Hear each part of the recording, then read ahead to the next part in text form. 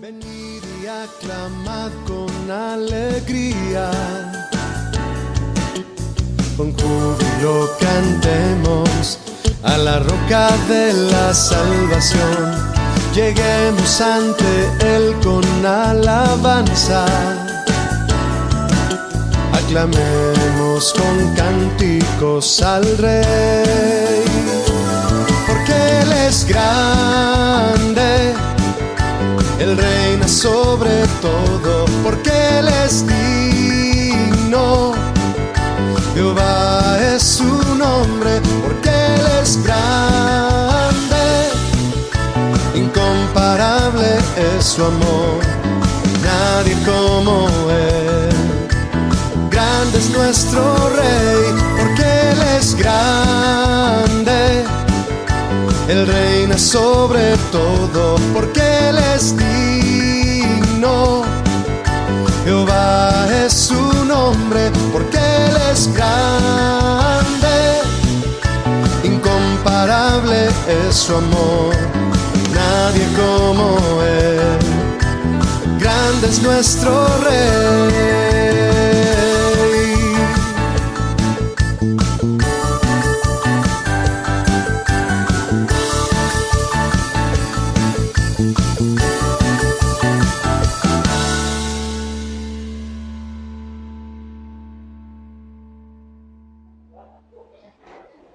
En el versículo 15. Y ahí mantenga su Biblia abierta.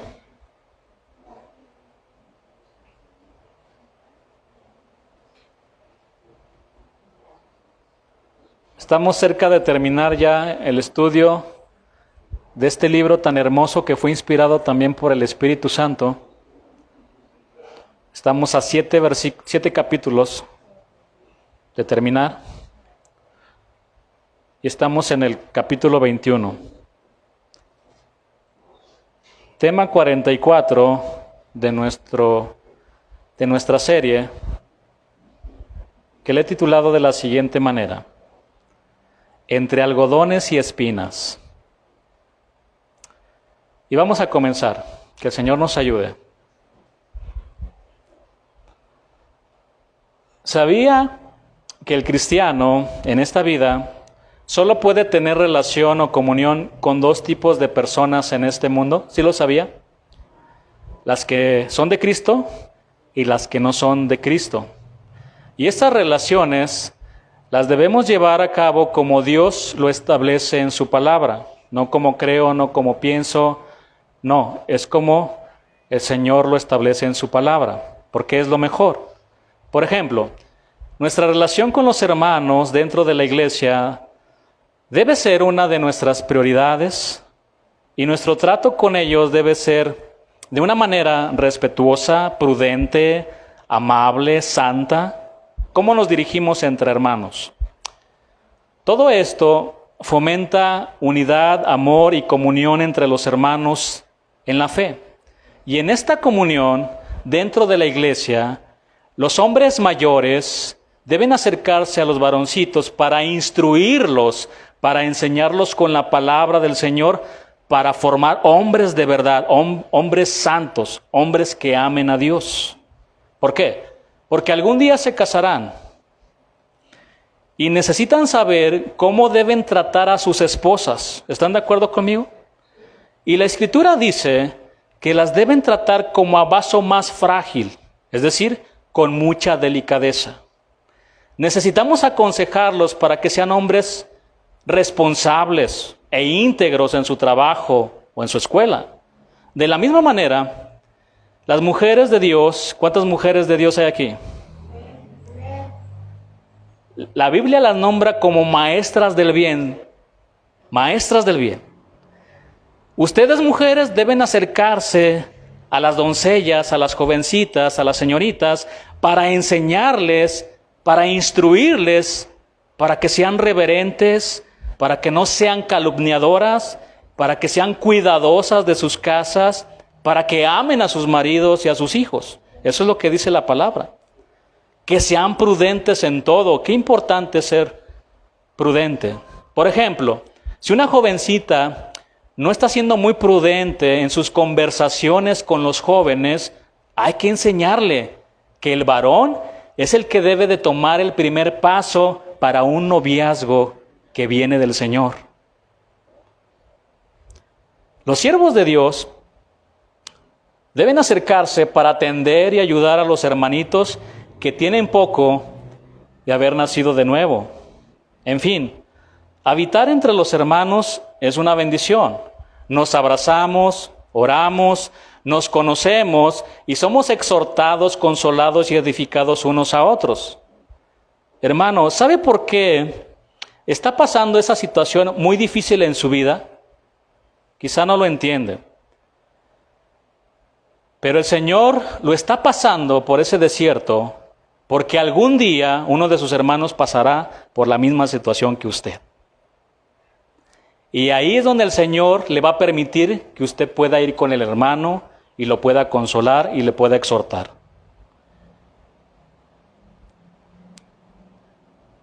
Para que él pueda salir adelante con la ayuda del Señor. Miren, hermanos, la gran dicha que el Señor nos da. Primero nos rescata del infierno, nos transforma, nos da el grandísimo privilegio de servirlo y además de eso nos coloca dentro de su familia donde tenemos muchos hermanos. Ve a su alrededor, tenemos muchos hermanos. Estar en la iglesia del Señor, donde podemos adorarlo y escuchar sus palabras que nos alientan para seguir adelante y después ver a nuestros hermanos, esto es motivo de gran gozo, ¿sí o no? De gran alegría. Literalmente, estamos entre algodones. Por eso el salmista escribió las siguientes palabras.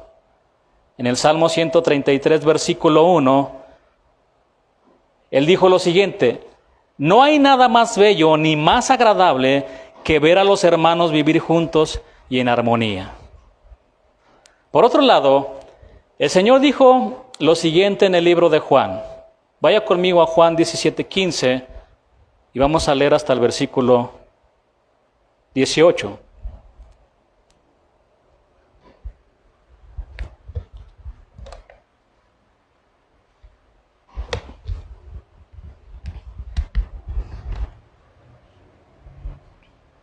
¿Ya lo tiene?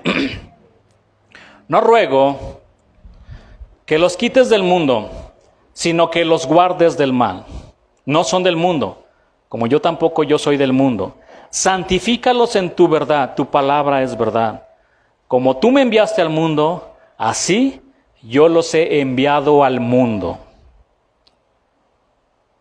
Esto significa que el Señor nos tiene en este mundo, entre hombres malos y perversos, para que seamos luz entre ellos. Pablo lo expresa de esta manera en su carta a los Filipenses. Filipenses 2:15 dice así: para que seas irreprensibles y sencillos, hijos de Dios sin mancha, en medio de una generación maligna y perversa, en medio de la cual resplandecéis como luminares en el mundo. Lo que básicamente el apóstol está diciendo es que el cristiano debe ser inocente, sencillo, irreprensible, procurando tener siempre una buena conciencia, sin ofensa a Dios y ante los hombres. Mediante este comportamiento, los cristianos seremos una referencia ante el mundo de la posición que ocupamos como hijos de Dios. Naturalmente, los hijos de Dios deben vivir sin mancha, es decir, en santidad, la cual no es una opción, es un mandamiento y la única manera de vivir la vida cristiana, mis hermanos. Pregunta: ¿será fácil vivir en santidad en medio de una generación maligna y perversa? ¿Será fácil? No es fácil. Otra pregunta: ¿se podrá vivir en santidad en medio de una generación depravada y extraviada? Esa es la traducción. Sí se puede, hermanos. Lo primero que tenemos que hacer es tomar una decisión firme en el corazón, como Daniel, para no contaminarnos con el mundo. Sí se puede. Y saben, que el primer paso para que usted y yo podamos conocer más a Dios, ¿cuántos quieren conocer a Dios? Él está en todas direcciones, en su palabra. Pero el primer paso, si nosotros queremos conocer más a nuestro Señor, es limpiar nuestras manos y nuestro corazón para acercarnos a Él.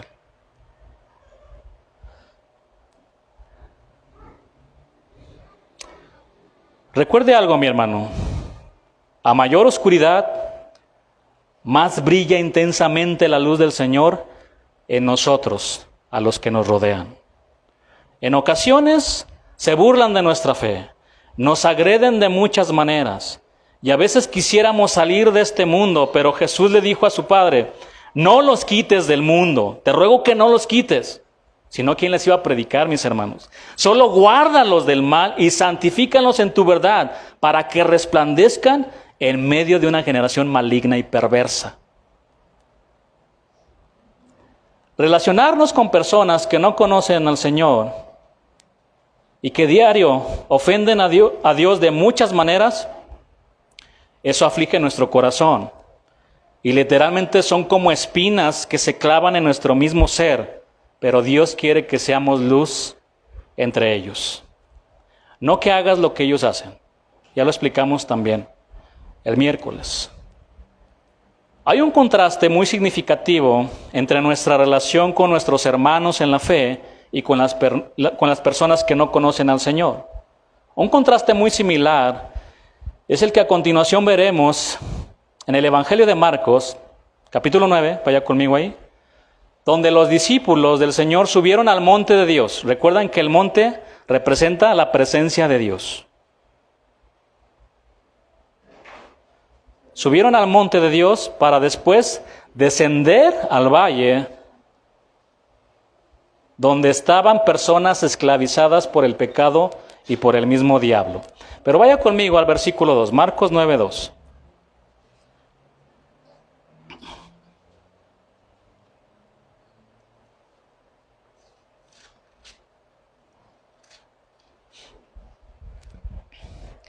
Seis días después, Jesús tomó a Pedro, a Jacobo y a Juan, y los llevó aparte, solos a un monte alto, y se transfiguró delante de ellos.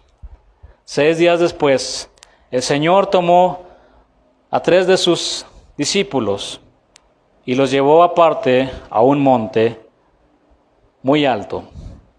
Ahora, ¿por qué el Señor escogió solo a 3 de sus discípulos para llevarlos al monte donde Él se iba a transfigurar? Lo primero que notamos es que también escogió a estos 3 mismos discípulos, Pedro, Jacobo y Juan, cuando resucitó a la hija de Jairo, y también los llevó cuando se apartó a orar en el huerto de Getsemaní. Podemos decir, por lo tanto, que ellos fueron testigos del glorioso poder de Cristo para resucitar a los muertos y también de sus momentos de mayor angustia y dolor. Sin embargo, la principal razón por la que escogió a 3 de sus discípulos tenía que ver con el carácter oficial que quería dar a esta manifestación de su gloria. Para este fin, la ley de Moisés requería 2 o 3 testigos. Y se transfiguró delante de ellos, dice la Escritura. En esta transfiguración, por un momento, Jesús retiró el velo que ocultaba su gloria.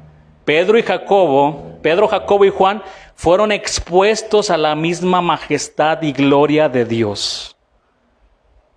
100% hombre, 100% Dios. Y en un momento retiró el velo y los discípulos pudieron ver la gloria de Dios. Un momento.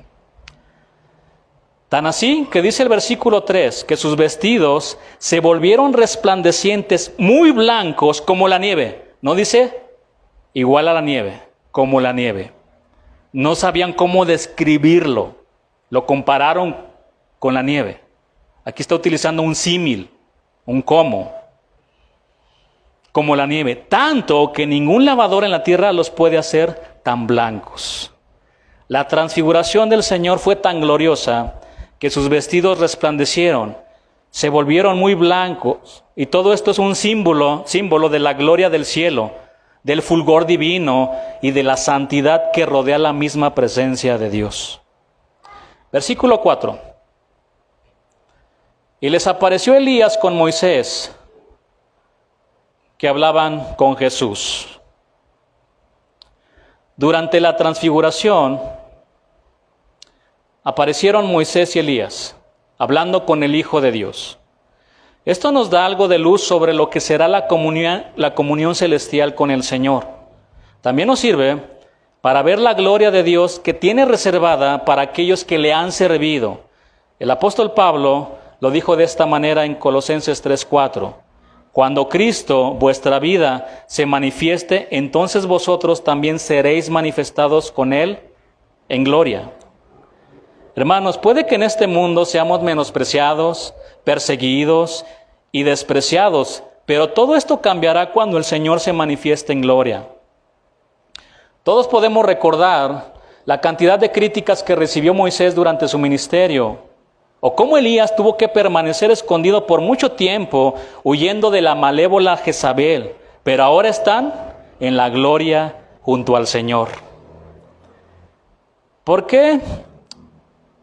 De todos los personajes del Antiguo Testamento, el Señor escogió a Moisés y Elías para este momento tan especial.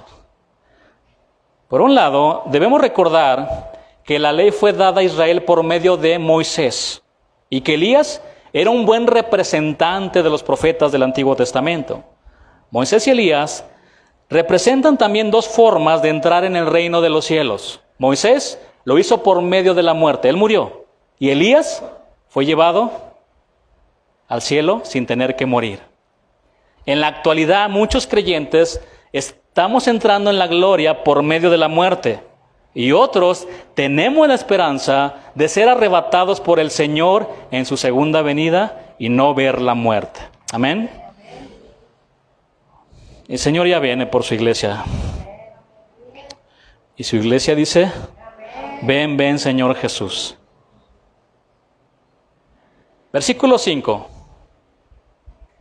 Entonces Pedro dijo a Jesús: Maestro, bueno es para nosotros que estemos aquí y hagamos 3 enramadas, una para ti, otra para Moisés y otra para Elías. Esto es maravilloso. También me pongo a pensar, ¿quién le dijo a Pedro que estaba viendo a Moisés y a Elías?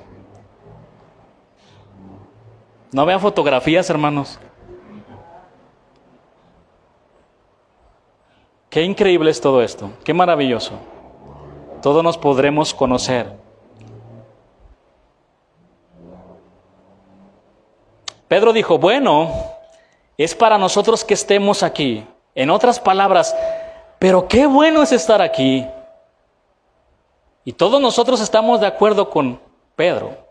Esta misma emoción que Pedro sintió en la presencia de Dios es la que debe de tener todo creyente cuando estemos por fin con el Señor en su gloria.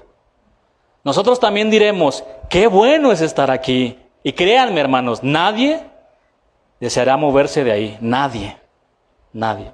En su presencia hay plenitud de gozo, de alegría, de paz, de amor.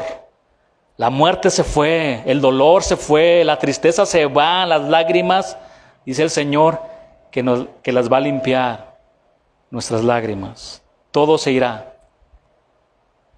Versículo 6, porque no sabía lo que hablaba, pues estaban espantados. Estar en la presencia de Dios sin un cuerpo glorificado provoca también mucho temor, como le sucedió a varios hombres de Dios que se encontraron con Él, como Isaías y el apóstol Juan, que cayeron como muertos delante de su presencia. Versículo 7. Entonces vino una nube que les hizo sombra, y desde la nube una voz que decía: este es mi Hijo amado, a Él oíd. A Jesús. En el Antiguo Testamento, la presencia de Dios está relacionada frecuentemente con una nube, con la Shekinah. Moisés recibió la ley sobre un monte que fue cubierto por la nube de la gloria de Dios. Fue en una nube como Dios vino al tabernáculo y lo llenó con su gloria. Los sacerdotes, de hecho, sabían de la presencia de Dios en el tabernáculo porque se aparecía en una nube sobre él. Cuando Salomón llevó el arca al templo que había construido, nuevamente una nube llenó la casa de Jehová. Pero en medio de esta escena tan gloriosa, lo que resalta es la declaración del Padre que dice: este es mi Hijo, a él oíd. Los grandes representantes de la ley y de los profetas del Antiguo Testamento habían tenido un ministerio de preparación que se cumplió con la venida del Hijo de Dios. Una vez que Cristo ya estaba presente, todos los hombres debían escucharle a Él. Esto coincide con lo que dice el libro de Hebreos, capítulo 1, versículo 1 y versículo 2, que les leo. Dios, habiendo hablado muchas veces y de muchas maneras, en otro tiempo a los padres por los profetas, en estos postreros días nos ha hablado ¿por quién? Por el Hijo, a quien constituyó heredero de todo y por quien asimismo hizo el universo. Alguien dijo lo siguiente: cuando el sol sale, las estrellas desaparecen. El Padre no solo estaba anunciando el clímax de su revelación en Cristo, también estaba manifestando su completa aprobación de la obra que el Hijo se disponía a realizar en la cruz del Calvario. Esto tuvo que ser muy importante para los discípulos que días antes se opusieron a que Cristo tomara ese camino. Inmediatamente Moisés y Elías desaparecieron, dejando solo a Jesús en la escena. De alguna manera, el gran libertador y el gran profeta le estaban cediendo el lugar principal al único que merece toda la gloria y la honra, al Señor Jesús. Cuando el sol sale, las estrellas desaparecen. Y Él es el sol de justicia. Amén. Entonces, de repente el hombre que es polvo, que es nada, se cree algo. Es que yo sé, yo conozco, yo puedo, teólogos, eruditos, lo que sea, mis hermanos. Cuando el sol sale, las estrellas desaparecen.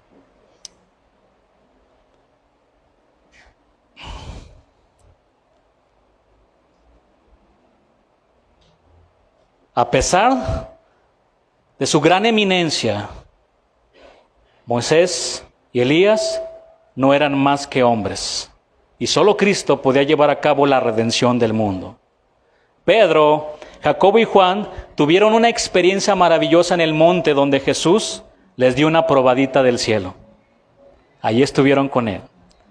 De hecho, ya querían quedarse ahí para vivir eternamente, mientras en el valle de la decisión había muchos que estaban sufriendo por su pecado y por las ataduras de Satanás. Está claro, mis hermanos, que si nos dieran a escoger entre caminar sobre algodones y espinas, todos escogeríamos caminar sobre algodones, sobre la comodidad. Porque después de estar en la presencia gloriosa del Señor, el mismo Señor llevó a sus discípulos a la cruda realidad de este mundo, a la cruda realidad. Vaya conmigo ahora al versículo 14, Marcos 9, versículo 14.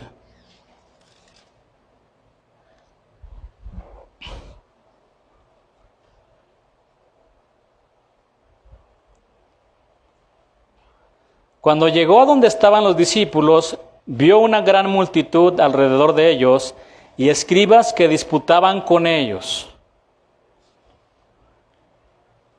Los acérrimos enemigos del Señor ahí estaban, disputando con ellos.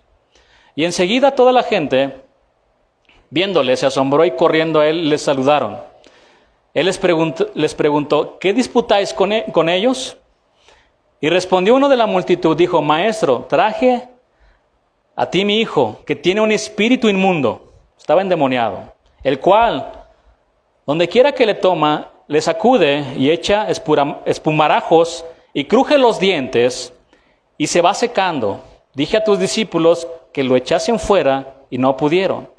Y respondiendo él les dijo, oh generación incrédula, ¿hasta cuándo he de estar con vosotros? ¿Hasta cuándo os he de soportar? Traédmelo. Este pasaje establece un fuerte contraste con el anterior. Sin duda los discípulos percibieron eso inmediatamente al bajar del monte. Vamos a ver este contraste. De la visión de la gloria de Dios que vieron en el monte, bajaron a encontrarse con un joven poseído por Satanás. De la compañía de Moisés y Elías, pasaron a estar en medio de los escribas incrédulos. Del esplendor y la belleza de la transfiguración, volvieron a las escenas de dolor, debilidad y miseria. Del gozo y la presencia de Dios, ahora estaban en medio de la muerte espiritual de aquellos que los estaban rodeando. Ahora imagine esto. Pero si los discípulos sintieron este fuerte contraste al bajar del monte, esto no era nada comparado con el descenso que el Señor Jesucristo hizo al dejar su trono ahí en el cielo para venir a este mundo perdido por causa del pecado. Por supuesto, su propósito era revelarnos la gloria del Padre, tal como lo hizo con toda claridad en el monte de la transfiguración. Pero desgraciadamente, esto no servía para cambiar la situación de los hombres y mujeres que en este mundo están agonizando por causa del pecado. Así que el Padre envió a su Hijo amado para que socorriera a la descendencia de Adán. Esto queda ilustrado en este pasaje cuando el Señor liberó a un muchacho que estaba poseído por Satanás. Solo de esta forma el hombre podrá finalmente ver la gloria de Dios, una vez que llegue el Evangelio al corazón del hombre y de la mujer. Bien, mis hermanos. Pablo, el apóstol de los gentiles, había decidido ir a Jerusalén porque era la voluntad de Dios que él fuera para entregar la ofrenda que había juntado para sus hermanos. Pablo sabía que lo podían meter en la cárcel y hasta perder la vida. Pero esto no lo atemorizó, porque era un hombre con una notable disciplina y era muy persistente en todas las tareas que le asignaba a su Señor. Ya en Jerusalén, Pablo estuvo unos días con los hermanos quienes lo recibieron con gozo, y ahí compartió momentos inolvidables con ellos. Sin embargo, en este capítulo 21, en el versículo 27, encontramos un pero que marca una transición muy notable. El apóstol Pablo pasa de la deliciosa comunión con los creyentes a la violencia desatada de sus compatriotas, los judíos, quienes lo querían matar. De caminar entre algodones, pasó súbitamente a caminar entre espinas. Vayamos ahora sí al versículo 15, Hechos 21, versículo 15.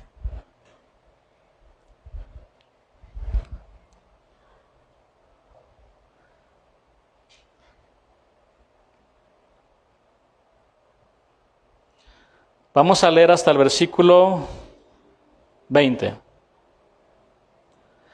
Después de esos días, hechos ya los preparativos, subimos a Jerusalén. Y vinieron también con nosotros de Cesarea algunos de los discípulos, trayendo consigo a uno llamado Mnasón de Chipre, discípulo antiguo, con quien nos hospedaríamos. Cuando llegamos a Jerusalén, los hermanos nos recibieron con gozo. Y al día siguiente Pablo entró con nosotros a ver a Jacobo, y se hallaban reunidos todos los ancianos, a los cuales, después de haberles saludado, les contó una por una las cosas que Dios había hecho entre los gentiles por su ministerio. Cuando ellos lo oyeron, glorificaron a Dios y le dijeron: ya ves, hermano, cuántos millares de judíos hay que han creído y todos son celosos por la ley.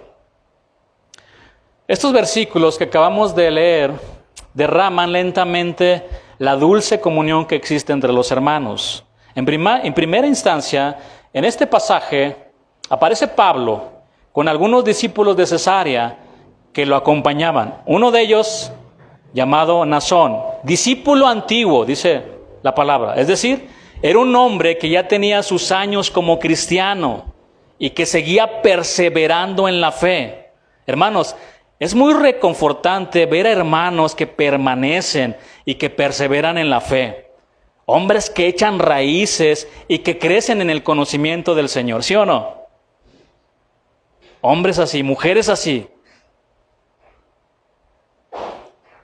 que perseveran.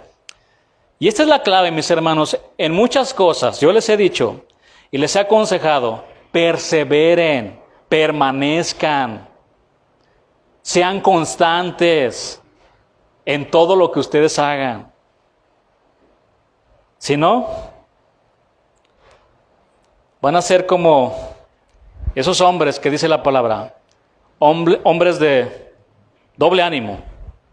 Doble ánimo, son inconstantes en todos sus caminos, en su casa, en la iglesia, en la escuela, en todo, son inconstantes, porque son de doble ánimo, no se afirman. Pero es muy reconfortante ver hermanos que siguen permaneciendo en la fe. Cuando tú vas a otra iglesia y ves a un hermano que ya tiene 10 años ahí, sigue estando en la iglesia, siguiendo al Señor. Este hermano fiel al Señor le abrió las puertas de su casa a Pablo, ahí lo hospedó. Una vez que llegaron a Jerusalén, la palabra dice que los hermanos lo recibieron como, con gozo, con gozo. Es decir, lo recibieron con alegría. La llegada del apóstol a Jerusalén despertó alegría en el corazón de los creyentes, porque sabían que el Señor lo estaba usando de manera eficaz para predicar el Evangelio a judíos y a gentiles. ¿Sabía que el gozo manifiesta la actividad del Espíritu Santo en los creyentes, produciendo su fruto? Quien anda en el Espíritu se goza con la presencia de sus hermanos y practica con ellos la hospitalidad. ¿Sí sabía o no? ¿Está muy tranquilo o se me está durmiendo? Recuerde que hay cámaras, están saliendo en vivo y a todo color. Ya no es en blanco y negro, todo sale. Lo están grabando, mi hermano. Vaya conmigo al versículo 20.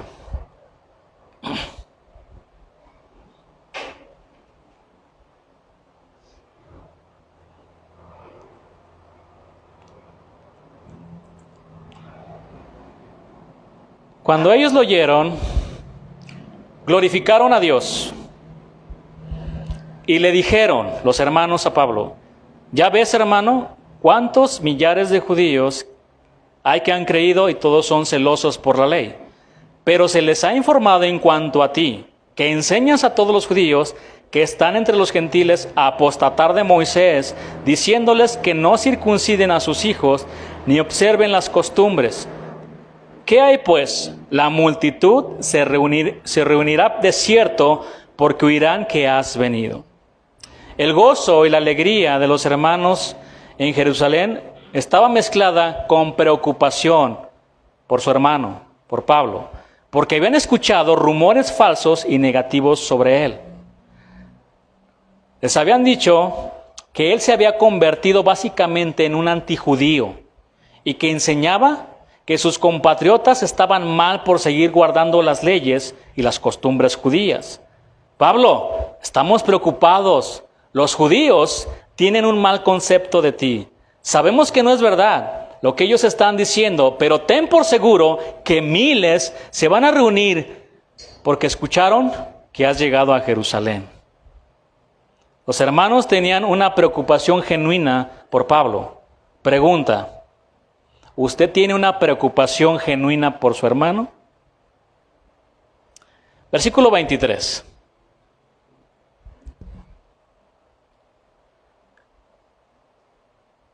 Al versículo 26. Aquí vamos a encontrar algunos consejos y recomendaciones que le dieron al apóstol. Haz pues esto que te decimos. Hay entre nosotros 4 hombres que tienen obligación de cumplir voto. Tómalos contigo, purifícate con ellos y paga sus gastos para que se rasuren la cabeza, y todos comprenderán que no hay nada de lo que se les informó acerca de ti, sino que tú también andas ordenadamente guardando la ley. ¿Recuerdan? Pablo también guardaba la ley, pero tuvo un conflicto, porque ellos le estaban añadiendo a la salvación la circuncisión, las obras. Eso también ya lo estudiamos en el libro de Romanos. Versículo 25. Pero en cuanto a los gentiles que han creído, nosotros les hemos escrito determinando que no guarden nada de esto, solamente que se abstengan de lo sacrificado a los ídolos, es decir, de la idolatría, de sangre, de ahogado y de fornicación, que también lo estudiamos previamente. Entonces Pablo tomó consigo a aquellos hombres y al día siguiente, habiéndose purificado con ellos, entró en el templo para anunciar el cumplimiento de los días de la purificación, cuando había de presentarse la ofrenda por cada uno de ellos. Los hermanos tenían miedo del posible enfrentamiento entre Pablo y los desinformados fanáticos de la ley. Para evitarlo, aconsejaron a Pablo tener un arreglo, no un sacrificio de la verdad por conveniencia, sino un acto de humildad y sacrificio personal para promover la unidad y comprensión. Este consejo y recomendación se trataba de demostrar públicamente que no había razón para las acusaciones levantadas en su contra, por lo cual debía identificarse públicamente con las costumbres y compromisos propios del entorno judío. Ahora bien, el voto al que se refieren los hermanos que Pablo debía hacer junto con 4 hombres es el voto del nazareato. Y este voto comprometía a un israelita para servicio total a Dios durante un tiempo. El cumplimiento del voto, al llegar el término del tiempo comprometido delante de Dios, exigía un ritual descrito en la ley. Primeramente, aquí vamos a explicar esto. Tenía que traer cada uno de ellos un cordero de 1 año para ser ofrecido en holocausto, una cordera para la expiación, un cordero sin defecto como ofrenda de paz, un canastillo de tortas sin levadura. Tortas, no se imagine como las de aquí, porque después empieza a imaginar una torta de carnitas y no sé qué más. No, no eran así.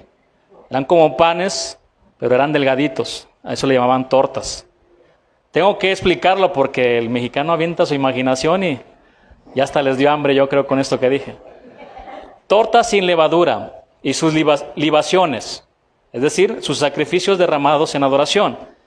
Incluía también dentro de este voto, y cuando terminaban su voto, cortarse el cabello que había crecido durante el tiempo de su consagración, del nazareato, ya que no se lo podían cortar durante el tiempo de este nazareato también. Con el corte del cabello quedaban libres del compromiso contraído. El cabello cortado debía ser quemado con el sacrificio de su ofrenda. El costo de todo esto era alto, pero servía como expresión de su sinceridad delante de Dios con el que se habían comprometido para servirle. Además, era tradición y se consideraba como una obra piadosa pagar los gastos. Le dijeron a Pablo, llévate 4 hombres, pero paga. Le propusieron a Pablo que pagara los gastos de purificación de estos 4 hombres que irían con él al templo. Los gastos correrían a sus expensas. La gran preocupación de los hermanos era que nadie se molestara, aunque se tratara de solo cuestiones ceremoniales. Evitemos las peleas, evitemos los conflictos, Pablo. La actuación de Pablo, uniéndose a los rituales judíos, sería una demostración visible de que seguía siendo un judío practicante, y eso probaría mejor que las palabras que no había nada de aquello que los judaizantes lo estaban acusando. Nada. Vean conmigo esto: comunión, hospitalidad, preocupación, consejos de los hermanos, recomendaciones hacia Pablo. Todo esto fue como estar entre algodones que reconfortaron su alma para lo que venía. Pregunta: ¿usted se goza de tener comunión con sus hermanos? ¿Se preocupa por ellos? Pastor, el hermano tal necesita de Dios. Vaya con él. Y claro, lo voy a hacer. Pero Dios lo está poniendo en su corazón, mi hermano. Lo está poniendo en su corazón. ¿Sí sabía eso? Usted tiene que ir con su hermano y tiene que hablarle la palabra. Si hay una preocupación genuina, vaya con él. Dele la palabra.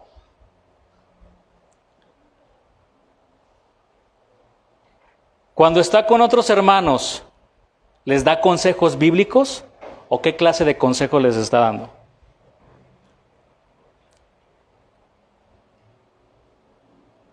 El Señor estaba preparando a su apóstol para lo que se aproximaba. Dios le había dicho a Ananías, ve y ora por Saulo, porque será mi instrumento para llevar mi mensaje a los gentiles y judíos y delante de los reyes. Todo iba muy bien. Pablo caminaba entre algodones y de repente sintió un puñado de espinas que se clavaron en sus pies. Eran sus hermanos de sangre que lo tomaron violentamente para asesinarlo, como lo vamos a ver en los siguientes versículos. Vamos al 27. Hechos 21, versículo 27.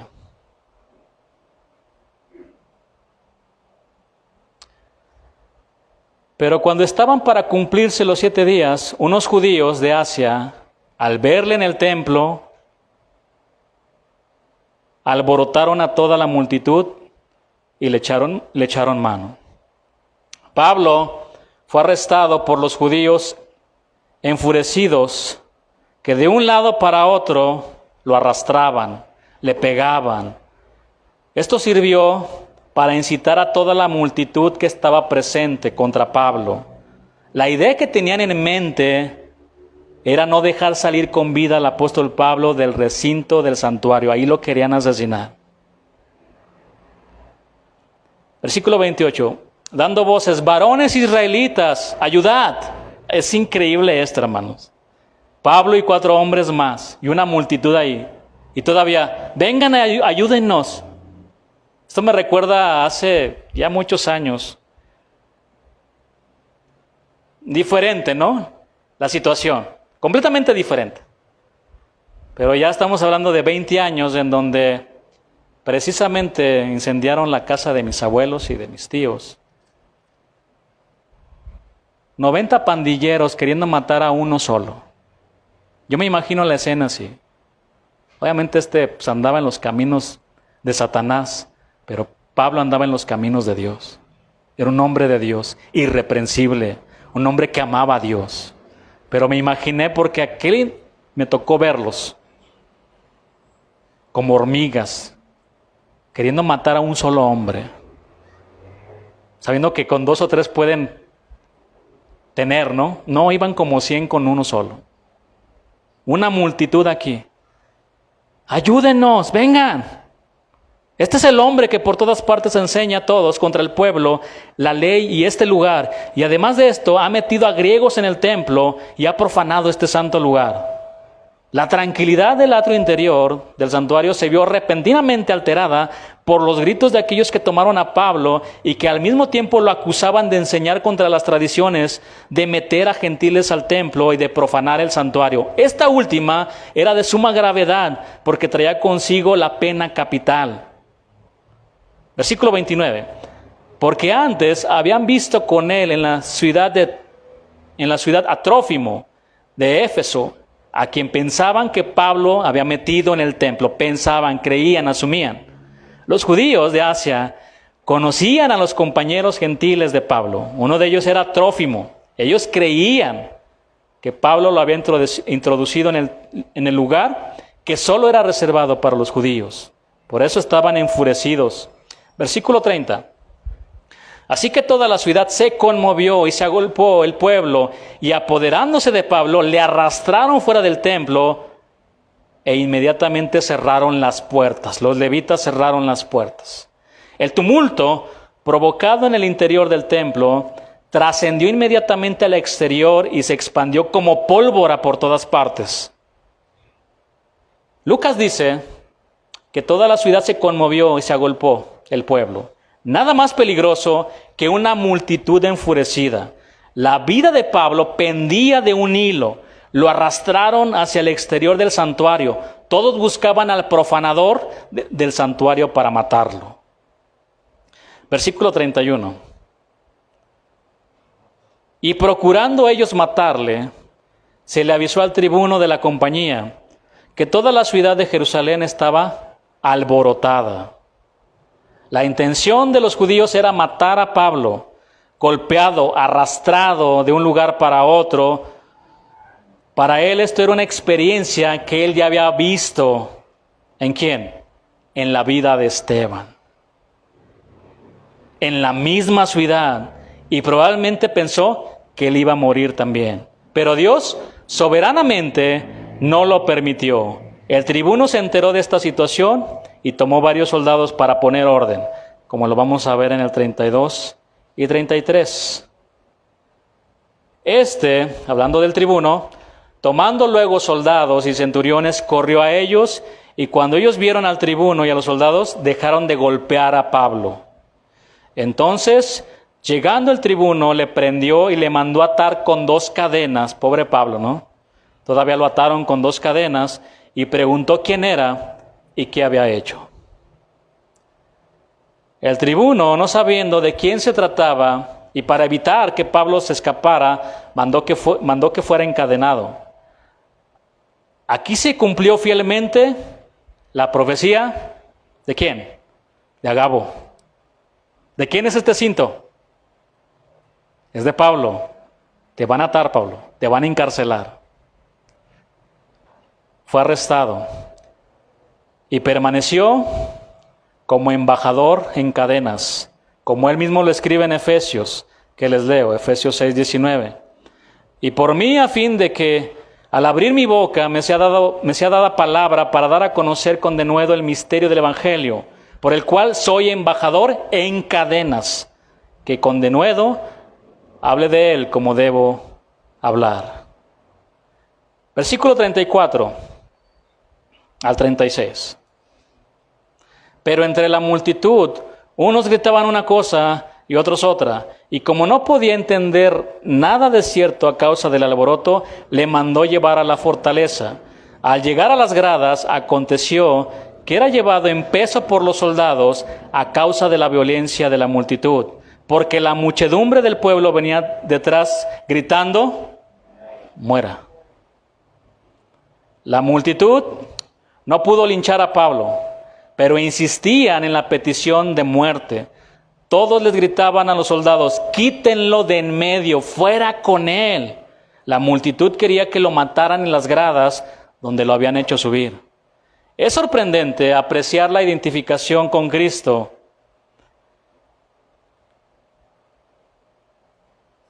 Y los sufrimientos, los padecimientos con los que el cristiano está relacionado en la misma vida del Señor. Seguimos su ejemplo. También vamos a sufrir igual que Él.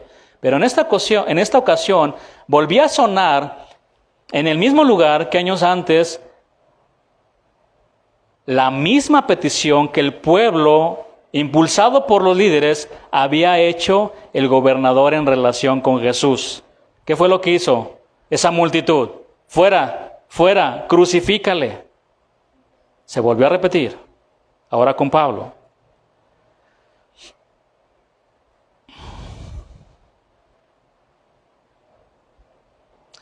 Filipenses 1:29 dice lo siguiente: porque a vosotros os es concedido a causa de Cristo no solo que creáis en Él, sino también que padezcáis por Él.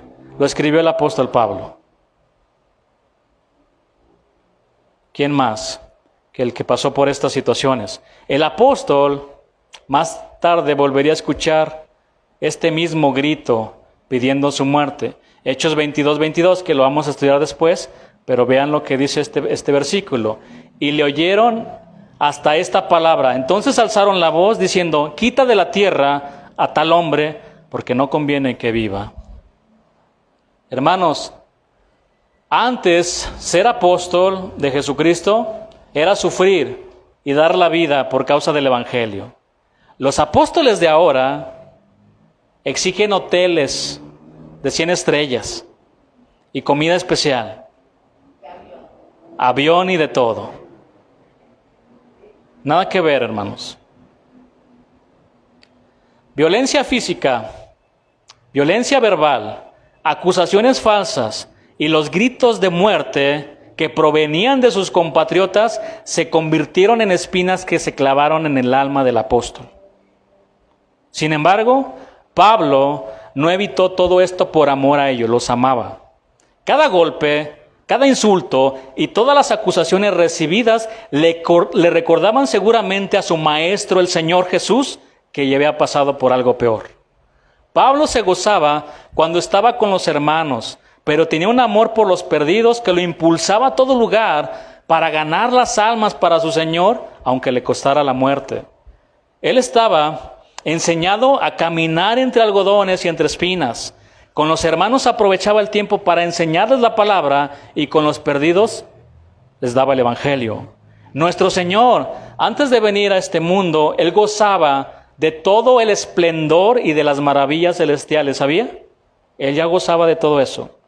Por eso en Juan 17:5 dice, ahora pues, Padre, glorifícame tú al lado tuyo con aquella gloria que tuve contigo antes de que el mundo fuese, antes de que el mundo existiera.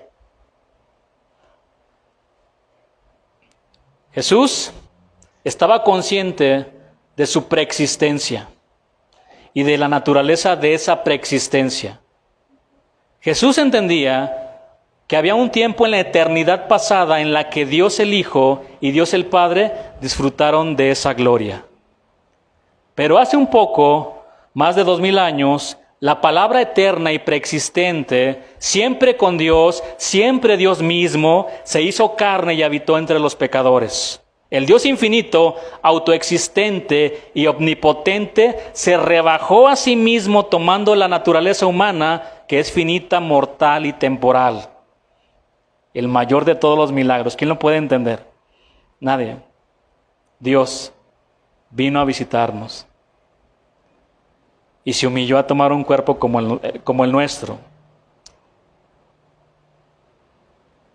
Este Dios, de quien Job escribió lo siguiente, que en su mano está el alma de todo viviente y el hálito de todo el género humano. Ese mismo Dios vino a este mundo y se relacionó únicamente con pecadores. De entre esos pecadores escogió a 12 hombres, con los cuales compartió momentos muy íntimos.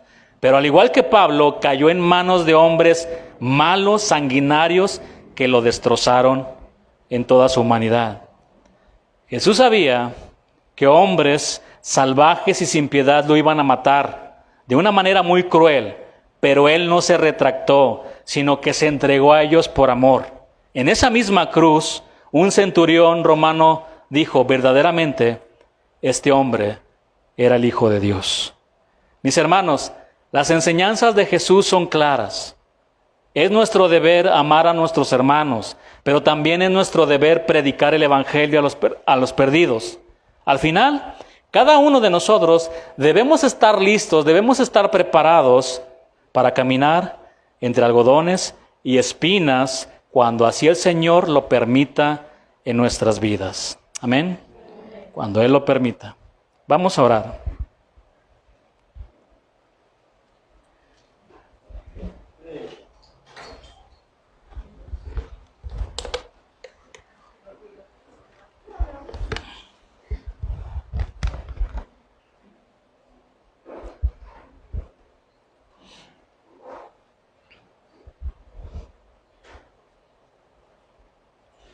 Estamos en el mundo, pero no somos del mundo.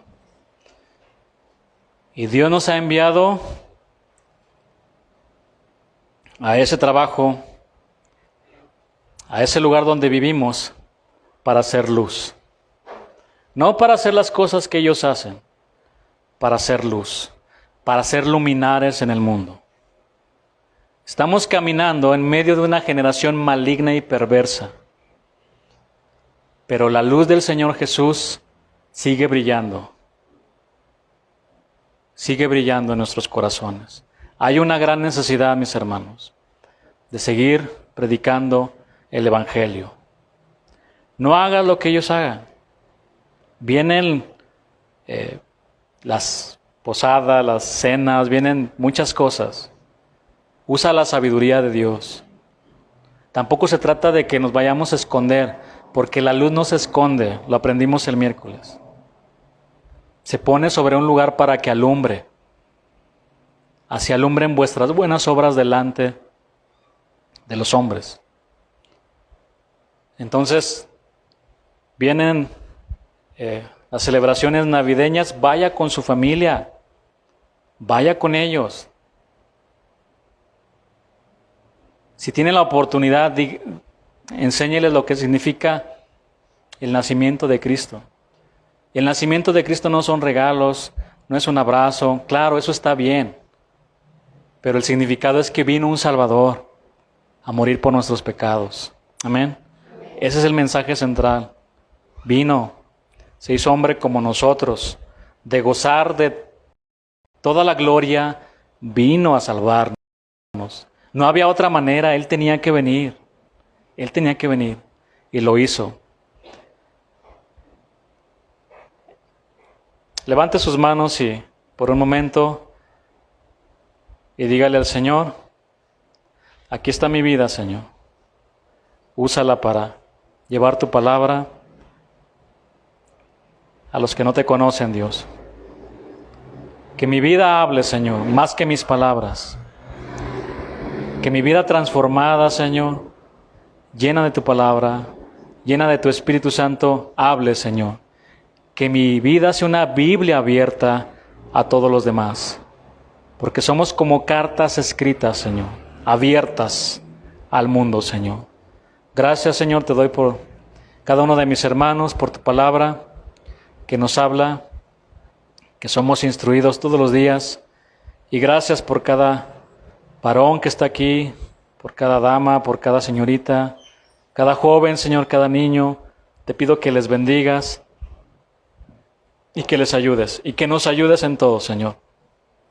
Queremos ser luminares y entender, Señor, que en ocasiones habrá momentos de disfrutar de tu presencia en la iglesia y queremos estar todos los días y convivir con los hermanos, pero también, Señor, estamos en un mundo donde hay gente que no te conoce y pasamos mayor tiempo con ellos, Señor. Te pedimos que podamos ser luz, Señor. Y que a veces eso aflige nuestro corazón, nos desanima, pero queremos seguir adelante con tu ayuda, Señor. Solamente con tu ayuda podemos. En el nombre de Jesús. Amén. Venid y aclamad con alegría. Con júbilo cantemos a la roca de la salvación. Lleguemos ante Él con alabanza. Aclamemos con cánticos al Rey. Porque Él es grande, Él reina sobre todo. Porque Él es digno, Jehová es su nombre, porque Él es grande, incomparable es su amor, nadie como Él. Grande es nuestro Rey, porque Él es grande, Él reina sobre todo, porque Él es digno, Jehová es su nombre, porque Él es grande, incomparable es su amor, nadie como Él. Grande es nuestro Rey.